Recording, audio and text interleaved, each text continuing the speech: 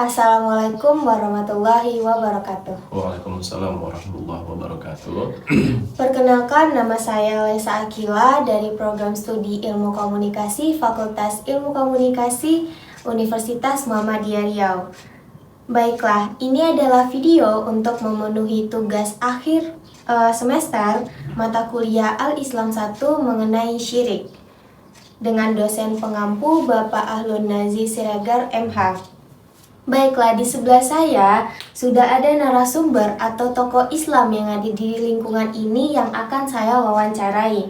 Baik, sebelum kita memulai, lebih baik mungkin Ustadz memperkenalkan diri terlebih dahulu. Ya, bismillahirrahmanirrahim. Assalamualaikum warahmatullahi wabarakatuh. Waalaikumsalam warahmatullahi wabarakatuh. Baik, perkenalkan, nama saya Rizatul Fikri. Di sini juga kami ada namanya Rumah Tahfiz, sekaligus membimbing anak-anak. Ya. Baik, mungkin dari kami bolehkah mengetahui pekerjaan Ustadz pada saat ini? Oke, kalau masalah pekerjaan kita ngajar di satu sisi dan di sekolah juga, di rumah juga kita buka rumah tahfiz ngajar anak-anak ngaji juga. Dan juga sekarang ada di Pusdiklatnya. Pusdiklat itu adalah pusat pelatihan Satpam. Jadi juga kerja dari situ. Oke, baik. Mungkin sekian aja perkenalan diri dari saya maupun dari narasumber yang ada.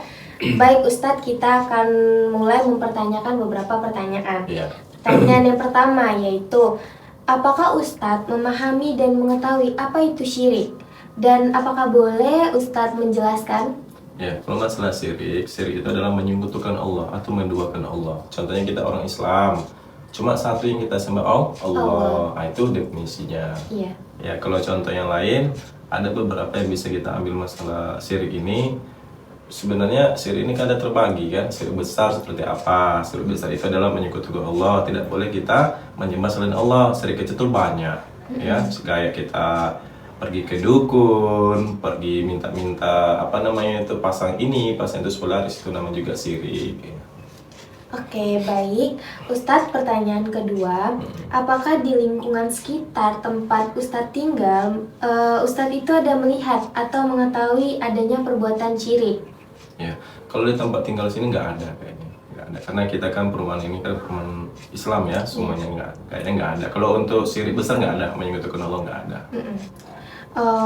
Oke, baik. Apabila tidak ada perbuatan syirik, kita lanjut ke pertanyaan selanjutnya. Iya. Pertanyaan ketiga, apakah Ustadz sering beribadah ke masjid yang ada di lingkungan ini? Insya Allah kita sering ke masjid. Alhamdulillah kita mengajak, meramaikan anak-anak itu bagaimana caranya kita memakmurkan masjid.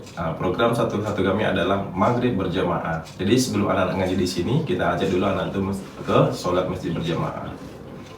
Oke, baik. Ustadz, pertanyaan keempat. Apakah ada masyarakat di lingkungan ini yang sering datang ke masjid tersebut untuk beribadah? Dan adakah yang jarang atau nggak pernah sama sekali beribadah ke masjid tersebut?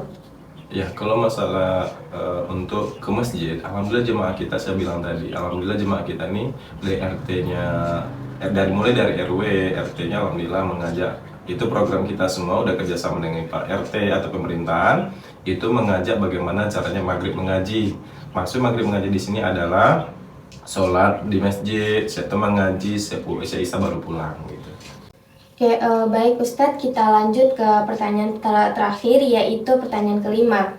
Apakah masyarakat yang sering ke masjid tersebut hidupnya tentram, damai, atau bahkan anaknya sukses? Ya. Atau bahkan sebaliknya, yang tidak pernah beribadah ke masjid tersebut hidupnya malah tentram, damai, dan anaknya sukses? Ya, kalau masalah ini orang rajin beribadah, orang tua itu insya Allah itu sudah dijanjikan. Baikkan dulu, maksudnya itu sujudlah kepada Allah, taatlah kepada Allah, perbaiki sholat, maka Allah akan perbaiki rezeki kita. Itu kata Allah. Karena kalau masalah itu sama-sama kita lihat sekarang ini dokter soleha, dokter soleh, kayak gitu kan. Banyak sekarang dokter atau guru-guru pun jadi tahfiz. Di satu-satu di sini adalah program kami adalah untuk bagaimana semua pekerjaan itu dilandasi dengan agama. Tidak beribadah itu memang ada kita lihat di dunia ini. Orangnya masalah kekayaannya dapat, masalah apapun yang bisa. Contohnya ada mobilnya, mau besar, apa yang dapatkan.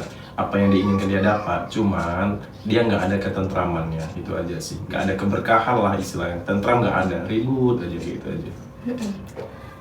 Baik, mungkin segitu saja pertanyaan yang akan saya pertanyakan dengan narasumber yang ada. Terima kasih kepada Ustadz yang telah mengizinkan saya untuk mewawancarai pada video tugas kali ini. Baik, sekian dari saya dan Ustadz. Assalamualaikum warahmatullahi wabarakatuh. Waalaikumsalam warahmatullahi wabarakatuh.